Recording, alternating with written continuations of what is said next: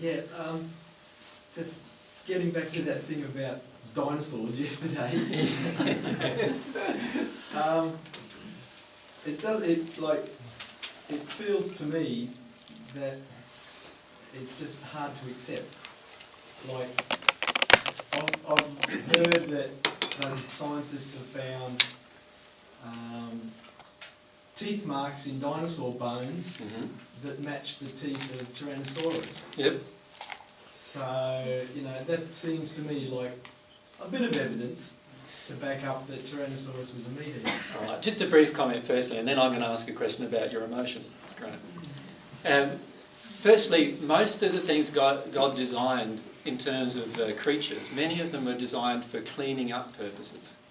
Do you understand what I mean by that? Like, most insects, for example, are there to clean up things, to actually, decay and break down things that have already died. And many animals that God created also have that role, to actually clean up and break down things that have passed on. And if you look at, like in a rainforest, for example, you'll see that's the case. And many of the creatures God designed were designed exactly for that purpose. So the thing with the fossilised record, it's impossible to tell whether the animal killed the other animal or they just ate it as carrion. Right? And so a lot of what you see and what's then assumed, we've got to be careful of what the data is and then what the assumption is. Right? The data is, I see teeth marks in the bone of a Tyrannosaurus rex teeth marks in the bone of another dinosaur. That's the data. Our assumption then is that Tyrannosaurus rex must have killed and ate that dinosaur. But that's not a valid assumption. Right? And if you think about it, that makes sense, doesn't it? What you're saying is it was a scavenger. Yes, and in fact, if you look today, almost every, a lot of the birds, for example, like vultures and a lot of the carrion type of birds, most of them are eating animals that are already died. And in fact, that was one of their purposes, was to do that. That's a good explanation, because I know in the past when I've sort of had issues with things that you've said, when I've brought it back to you, you've given me a bigger picture, which enables me to see into it and go, oh, okay, yeah, that's a good explanation. So I'm glad I brought it up. Yeah. Now let's address the emotion. And I'll be doing this with all of you today. Please don't be afraid to raise your hand. And at times you keep getting stuck on intellectual things, and that is taking you away from the emotion. The truth is that explanation that I've just given to you would have come to you as a possibility if there wasn't an emotion inside of you that prevented that from coming to you. Do you follow me?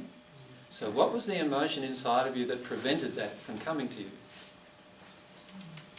See, God wants to give you, this applies to all of you, God wants to give you the answers directly. He doesn't want you to have to ask somebody else to get the answers. He wants to have a personal relationship with you. In other words, you can get all the answers from God. Now, those answers will come to you via your soul. And so the question then has to be asked, why didn't that answer come to me via my soul? So that's the question I'm asking you. What do you reckon that might be? What did you feel when I made that statement? What were the feelings? It didn't feel like it resonated with my own inner truth.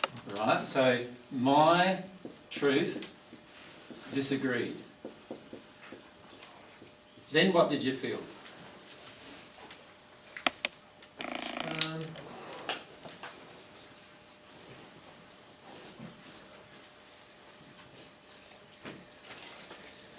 Now before Graham answers, is there any one of you that can feel what Graham felt? Because this is something that all of you are capable of doing. Right? Now be careful, there's a difference here between feeling what you feel and feeling what Graham felt. And the problem is when we begin, obviously, it's hard for us to know the difference. It's like when I say something to you, you will feel that through the filter of your emotions. Right? So your emotions become this filter through which everything you hear from me is filtered. And if you're upset with men, everything I say to you about a woman, and you're a woman, is going to be put through that filter of you being upset with men. That makes sense? Mm-hmm. And then you're going to judge what I'm saying to you, as if I'm being critical of women. Right? But that's not how I feel. It's how you feel through the filter of what's being said. So in Graham's case, his truth disagreed, so that's the first thing. So what's the feeling that came up underneath that? I think the first thing that comes to my mind was that probably I wasn't feeling. Okay. I was thinking. Right. So why do you want to think? It's a hard habit to get rid of. It's a hard habit to get rid of, but there's a reason, an emotional reason why you want to think. What's that?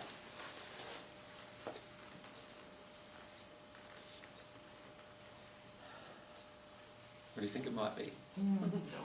Give me a hint. Not trusting. Because you don't trust your feelings, isn't it? So, I cannot trust my feelings.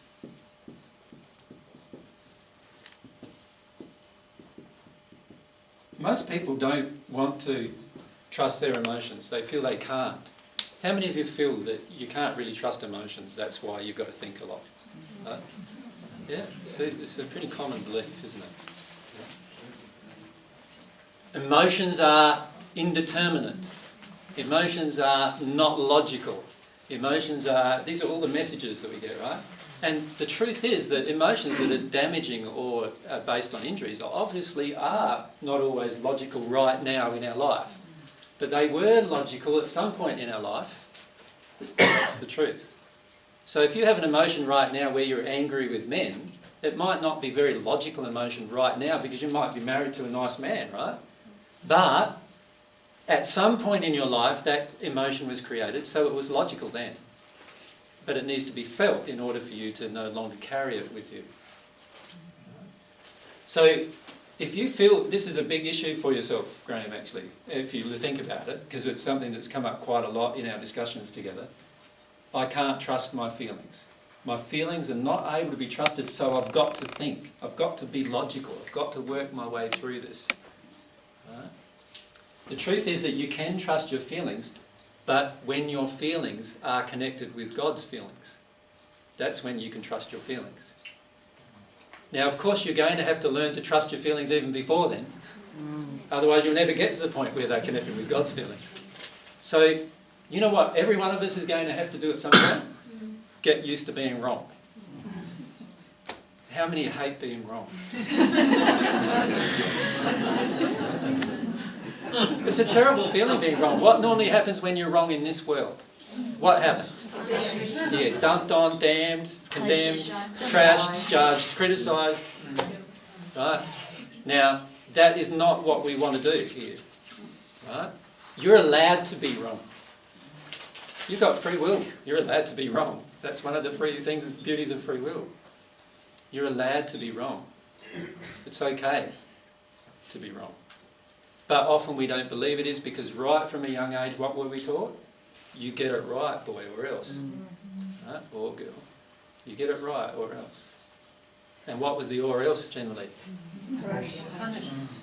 Yeah. So what do we associate with getting things wrong? Pain. Pain, yeah. If I get something wrong, if I put up my hand right now and say something, AJ, and then I'm wrong, what's going to happen? I'm going to get punished in some way. How many of you feel that? Like, yeah, right? Quite a few. So these are common feelings. These are blockages to us being ourselves. Feeling lesser than too. Constantly. We're always taught that right from a young age, aren't we? I'm the adult, you're the child. You've got to listen to me. That's it. Why do I have to do that, Mummy? Because I said so. How many of you as parents have said that? Oh, yes. Exactly. Right? And because of that, what happens? They don't do it. Well, of course not. You saying so means nothing, really, doesn't it? But can you see how important it is to start addressing everything emotionally because of those kind of things? And to realise it's all okay. We can all be wrong. We're allowed to be wrong. We can all have painful emotions that we can talk about freely. We're allowed to be embarrassed. We're allowed to be ashamed. We're allowed to have these feelings and emotions that are in us. If you don't let yourself have those feelings and emotions, what is going to happen is you are going to shut down your emotional processing, right? And if you shut down your emotional processing, what's going to happen then? Disconnect. You disconnect from yourself, you disconnect from God. You're never going to be at one with God, you're never going to be in a state of bliss. And that's what this intellectual stuff teaches you, which is a shame. Right? It's like that logical song, Supertramp. You know, when I was young, it seemed that life was so wonderful, magical. But then they showed me a way where I could be sensible, dependable, logical. And what happens? And what happens? And the song says it really good. What happens is that he tuned out of himself, right? He's not himself anymore. And that's what's happened to all of you. All of you now, the construct that we have right in our minds, right at the moment, and this includes me, the construct we have right in our minds, right at the moment about ourselves, is actually a fantasy. It's all of these things that have been built up over time that have told us what we are, and now we don't even know who we are anymore. Nope. Right? And this process of becoming at one with God will also help you to become at one with yourself, so that you now know exactly who you are and what you really feel and what kinds of things you think inside of yourself and why you think them, what emotions are happening inside of here that cause those thoughts to bubble out of you.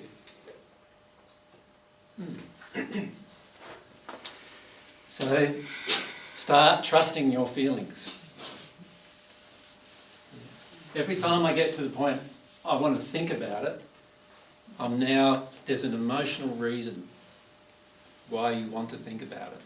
Why do I want to focus on the fact that AJ said that dinosaurs, didn't eat meat? There's an emotional reason. There's always an emotional reason for everything I do. That's what I said yesterday, and I know many of you disagree. But I'll say it at the end of the day. There's an emotional reason for everything you do. Everything.